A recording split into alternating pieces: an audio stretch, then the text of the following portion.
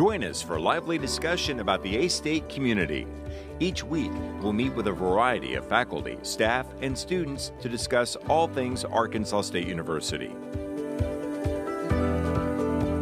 Live from the ASU-TV studios in the School of Media and Journalism, this is A-State Connections.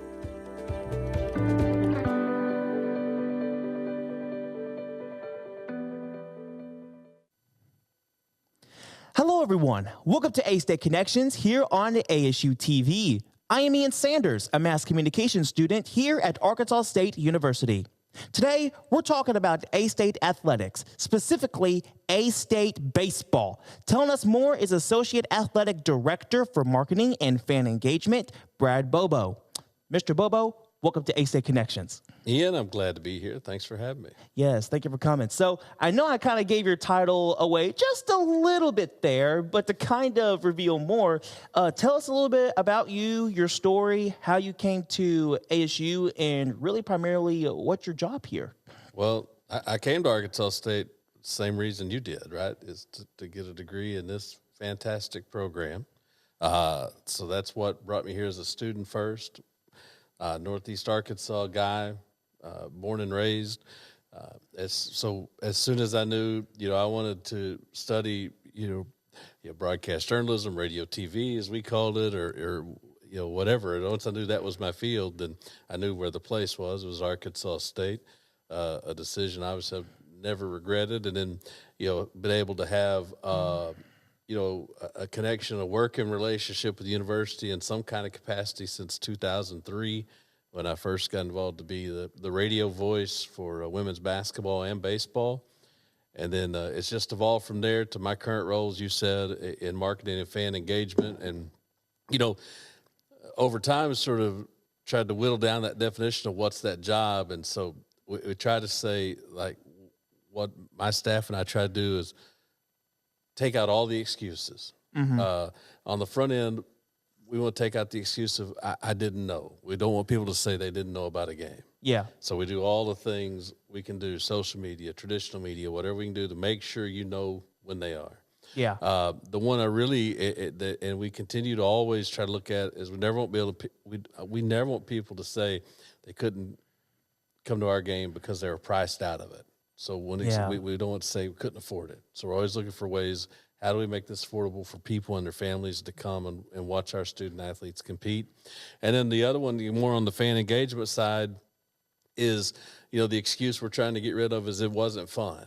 And that can't just be tied to the winning and losing, because I'm not in charge of that. Yeah. So we want to make sure that when people leave our game, if we win, they had fun. We want to make sure that even if we didn't, they had an experience, their fans, their families had an experience that make them want to come back and do it again. Yeah, it's that overall experience of, hey, despite if we win or lose, despite if someone that I know is out there playing wins or loses, I still had a great time watching it. Like, that's the heart of it. Now, the flip side, I say we're not in charge of the winning and losing, but let's don't kid ourselves.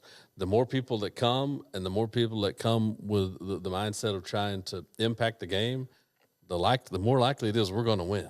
I mean, that's not there's a little bit of a chicken or an egg aspect to that in terms of what do you get first, great home record or great home atmosphere. Mm-hmm. One of them will get you the other. But, I mean, if we get more, clearly, the more people you get there and the more plugged in and involved that crowd gets, the more likely the home team is going to come out on top. Yeah, and I'm actually glad you brought that up, because my next question is, how the attendance records look here at ASU? Is A-State baseball looking to be pretty bright with those records? I'll tell you this. We're keeping the A-State baseball attendance record. We're only writing it in pencil right now, because it's specific to baseball, and I know you said in the open that's what we'll talk a lot about. We set an attendance record at the time on February 28th. And I think that record was maybe 1,228 or 1,229.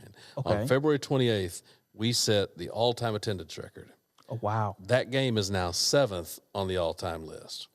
Wow. So the top 7 attendance numbers in the history of the program have all been this season. It's to the point where, like, our last home weekend, On Friday, the weather was kind of dicey during the day, and there was a lot of stuff going on. There's a lot of factors that were maybe going to impact the crowd a little bit. And it did, to the point where, like, oh, man, the crowd's down a little bit. And then all of a sudden you look at the number of how many people were there, and this time a year ago, or certainly this time 2 years ago, it would have been a huge crowd. Yeah. And it's already to the point where, like, when that crowd when it was down a little bit, like, oh, man, so our view of it, the way we see it's already changed. And so from an attendance standpoint, phenomenal. Top 7 crowds in the history of the program have been basically in the last 2 months. That's incredible. That's amazing. I kind of want to back up here because you mentioned something earlier about your radio broadcasting career. As someone who's a fan of radio himself, I've been doing it now for a few years. At the high school that I was at, there was a whole radio class as an elective that I took all those years. I'm just gonna. You can give me your honest answer. Do you like radio broadcasting? And you could just, you could just be real with all of us here. What is it about radio broadcasting that makes you so enthusiastic and passionate? Well, I like local radio broadcasting. I do. I mean, it's sort of, you say where I cut my teeth, where probably 30 years ago, and maybe even a little over 30 years ago, started doing high school games on the radio, up to spin that forward to where, from 2013 to 2022, I did a 3-hour daily sports talk show each afternoon. So, I got deep radio roots. I like local radio because you can turn to a local radio station and they're going to be talking about your town, your community. So I took that seriously. Like, my sort of mantra when I had a radio show is that I always tell people I didn't want to be viewed as a local guy with a sports show. I wanted to be viewed as a guy with a local sports show. Oh, okay. And so, I was always talking to Arkansas State or the local high schools. You can't look. And I have a podcast too, so podcasts are great and satellite radio is awesome, but they're not going to. You're not going to turn it on to one of those and they'll be talking about the local high school games or what's the weather going to be here. So, there's always going to be a place for local radio, and then obviously that's always going to kind of have a soft spot with me because it's where my broadcast roots are. When, speaking of that time in your life, on the sports side, was A-State athletics and A-State baseball all that you covered when you had that position, or were there other athletic avenues that with the show? Yes. No, yes. It'd be across the board. Anything local. Like I said, really, really a lot of high school talk. With the area high schools, down to if there was anything I could drill down and find a local angle to, we would talk about. To give the examples that a few years ago there was a guy from Jonesboro who went and judged the Nathan's hot dog eating contest. So the day after that had him on the radio. If there was a way to find a local tie to any sort of sports scene, whether it was local or not, that's what we're always looking for, the local angle. Local angle. Awesome. I'm glad you tried to be as broad as possible, and that's what we need. We need everything that we can to receive information and get information out there when it comes to either sports, weather, or news. So that's good. I'm glad to hear that. From one radio person to another, I'm glad to hear that. So let's talk a little bit of baseball now. Let's talk about the fun stuff. So we talked a little bit about the attendance records. Tell us a little bit about the team as a whole. How are they doing? Are the players on their stuff? Are they getting the training that they need to perform well? Well, the trajectory of the program, and if chances are, I hope if you're watching this, this is that, it is on such an upward plane. It sort of has a rocket strapped to it over these last couple of years with Mike Silva as the head coach. With 3 weeks to go in the season, they've already matched their win total from last year. They've already, we've got, I think, 4 wins against top 25 teams. Went to Fayetteville and won a game against Arkansas for the first time. Came home and took on Southern Miss when they were top 10 in the country and took 2 out of 3 from them. Came home and really, I'm not kidding you, came this close to sweeping Coastal Carolina, which was the national runner-up last year. Oh, wow. So, right now, and I still think as we sit here today, getting into this next week in a conference play, still a top 50 RPI, rating in the country out of 300 plus programs. So just the trajectory is going at about the same clip as the attendance records. And, and then even beyond that, beyond what the team is doing, I think everything outside around the program is on that same trajectory. Obviously last year getting on the turf field, right? Slayton Family Field. And not only does that thing look the part and help the aesthetics, but the return on that investment from Joe Slayton and the Slayton Family Foundation was immediate in the number of games in these last 2 years that we've gotten to play at home this year that we would not have gotten to play on grass, including, the last home weekend when the Raging Cajuns were here. We played on Friday night after a rainy day. And, a couple of years ago, we might not have played on Friday night. We might not have played on Saturday. So just from a functionality, right, the turf paid immediate dividends. But then just the aesthetics, too. Now, the next step of that, I think, is people see, out in right field, the work, the dirt work is already underway for the Player Development Center. That's the next phase. And that's what Coach Silva felt strongly was kind of the next thing the program needed to take that next step. So that's an exciting project that would be finished, I think, by the start of next season. They should be in that building. So, on the field, off the field, in the stands. We can talk too about the in-game presentation of baseball. Everything is just through the roof right now with that program. And do you have high hopes that things are just going to continue to skyrocket with this team, with the coach? Who'd you say the lead coach was? Mike Silva. Mike Silva. Yeah. How long has he been coaching there? Second year here. Second year. Okay. And even in the hiring of Mike Silva kind of tells you a couple of things because he was the head coach. He was already a Division I head coach at Nichols. Down in Louisiana. He was there 3 years. He took them to 2 NCAA regionals.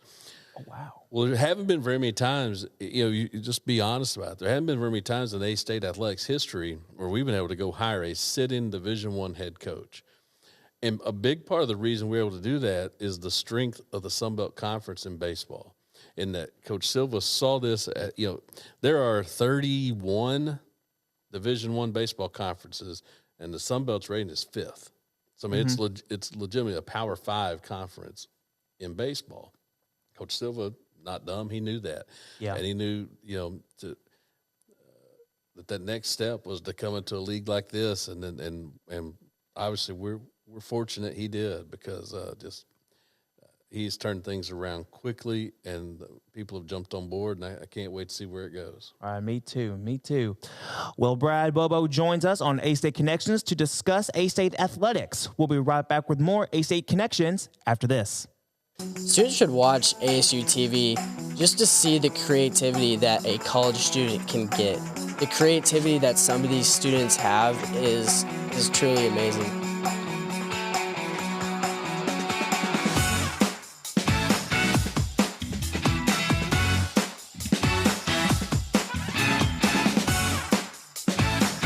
Getting that experience can really just take you further, and I feel like our program does that for a lot of students.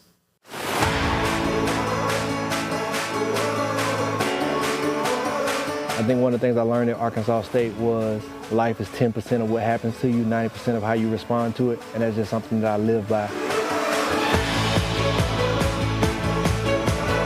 A-State is home, and they're going to treat you like you're a part of the family.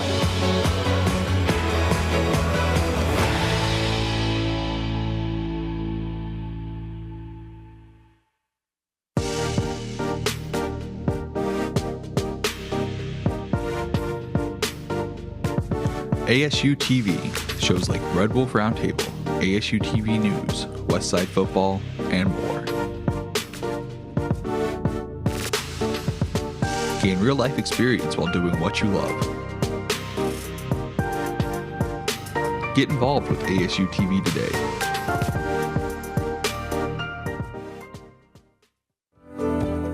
Live from the ASU-TV studios in the School of Media and Journalism, this is A-State Connections.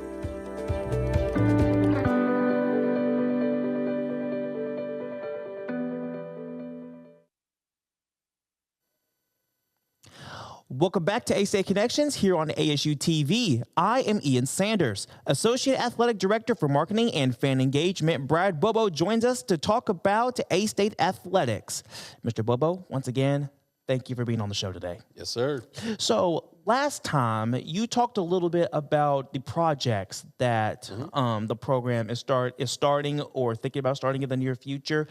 Tell us a little bit more about those projects. We could do one at a time if you want.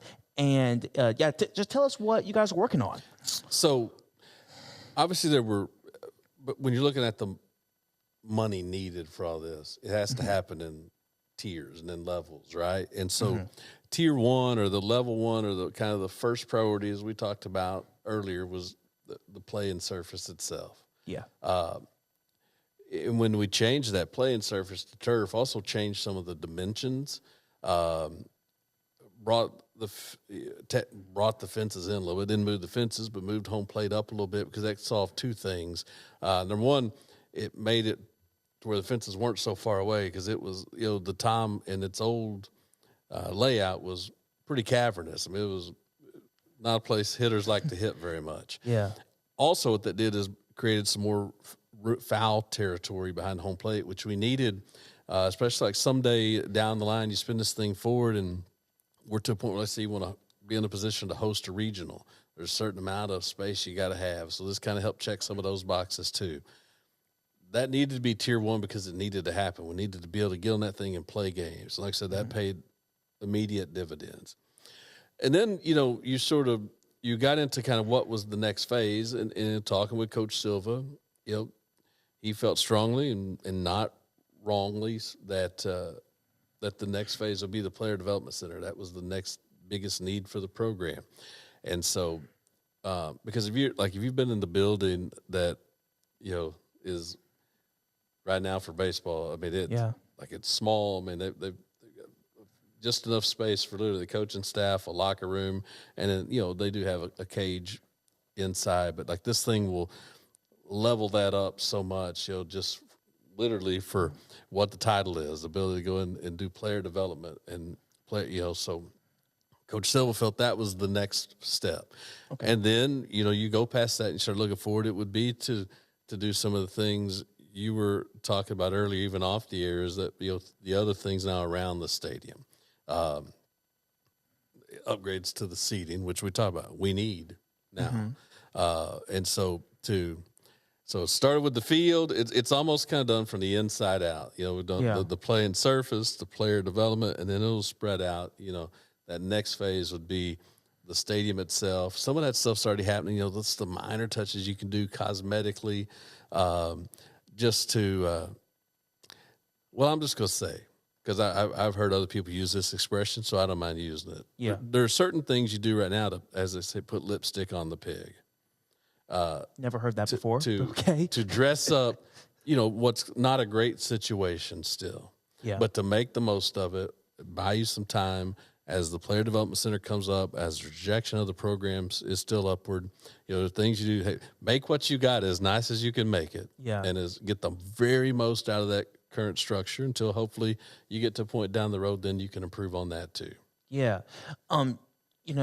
As you were walking through that, all I could see in my mind, with the development center, and with the goals to make the infield and outfield experience bigger and better, this kind of makes me think, in your professional opinion, do you think maybe with all the construction that is going on there, recently A-State, just 5 years ago, A-State celebrated its 100th anniversary. Here in Arkansas, do you think maybe somewhere in the near future we could maybe get a whole new A-State stadium? Well, I think you'll see that again. I think you'll see that happen in steps, in phases, unless somebody that can cut a check for the whole thing right now. Yeah, we'll start it right now. We'll put your name on it if you want to. Okay. You want to talk about that off the air? about. We could talk about naming rights and get that deal done. So yeah, I mean, whole new stadium. I think it'll down the line. It will be obviously, hopefully, something people don't recognize right now. Mm-hmm.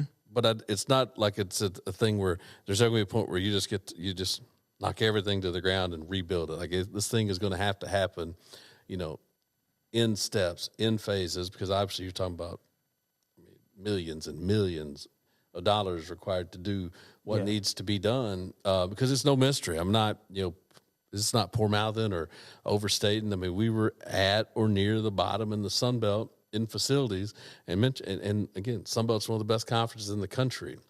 So we weren't equipping our program properly to compete in one of the best conferences in the country.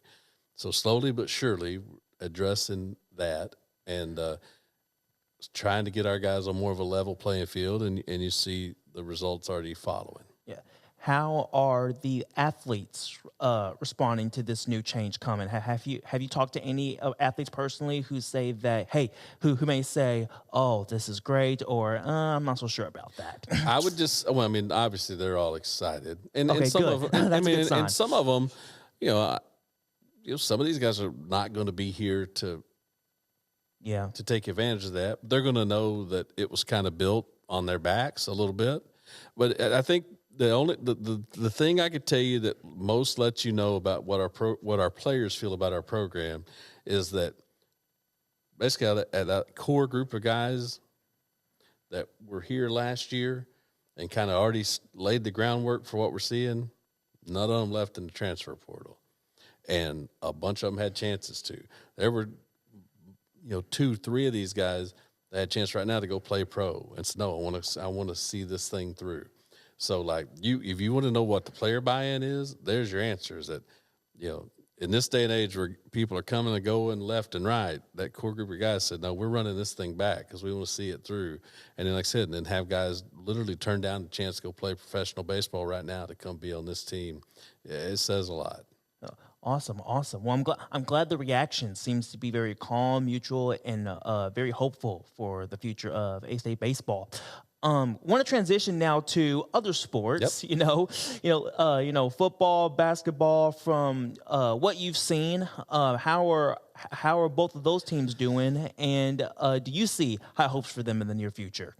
This part where, like, if you wanted to sit back, I could just roll for a while here, because we're on it. Really, when you step back, which is hard to do, but when you step back and look at this thing in totality, like, we're now on this 2 to 3 year run of sustained success across the board. Well, that's great. Leading the Bubas Cup, which is the conference's all sports standings after the winter semester.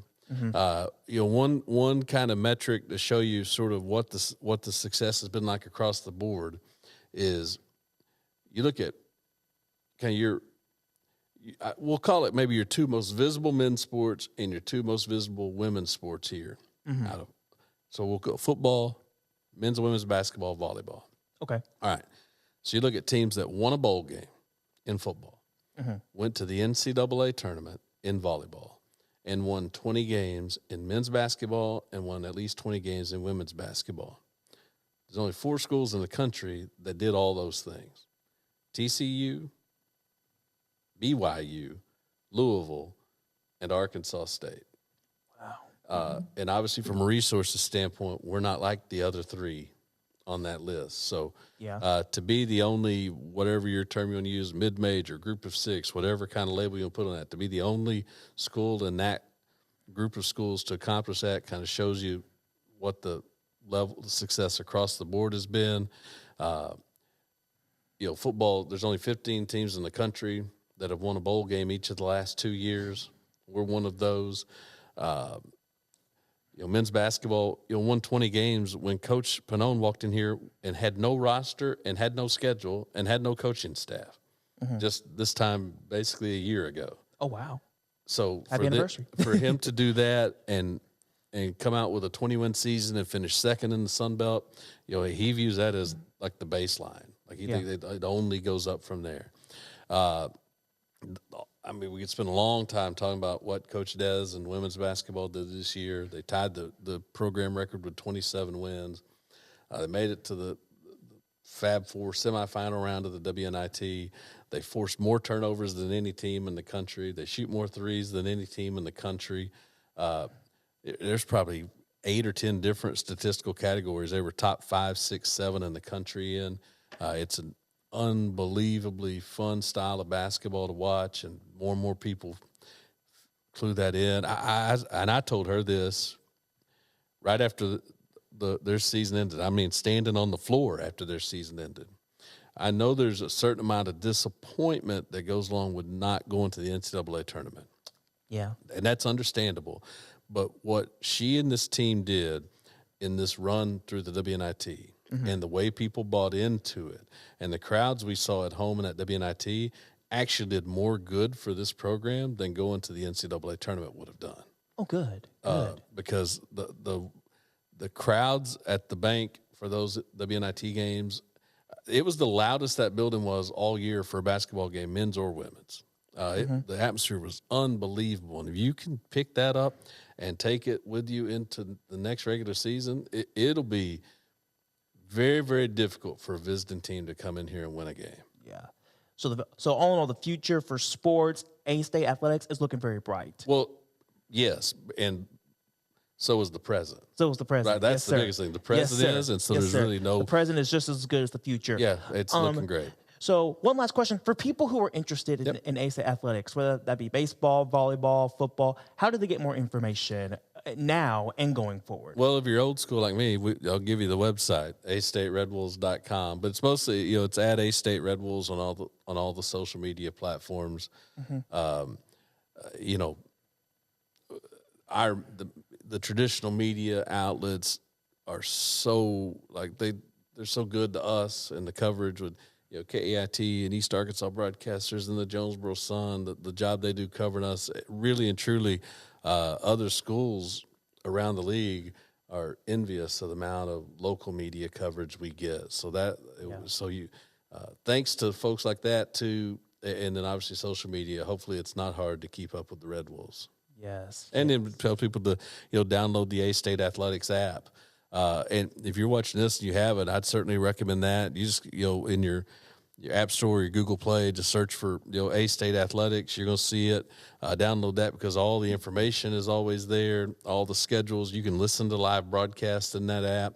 And then also, if you're a ticket holder, I mean, you can manage your tickets directly in that app. If you need to move them to your wallet from that app, you can. If you need to transfer them to somebody else, you can do it. So it's sort of really this one-stop shop for all your information and your tickets right there in the A-State Athletics app. Okay, awesome. Well, that is incredible. Well, Mr. Brad Bobo, thank you so much for joining us on A-State Connections, and I wish you and your the teams nothing but the best of luck. Thank you. Enjoyed visiting with you, Ian. Well, that will conclude this edition of A-State Connections. I want to again thank my guest, Mr. Brad Bobo, for joining me today.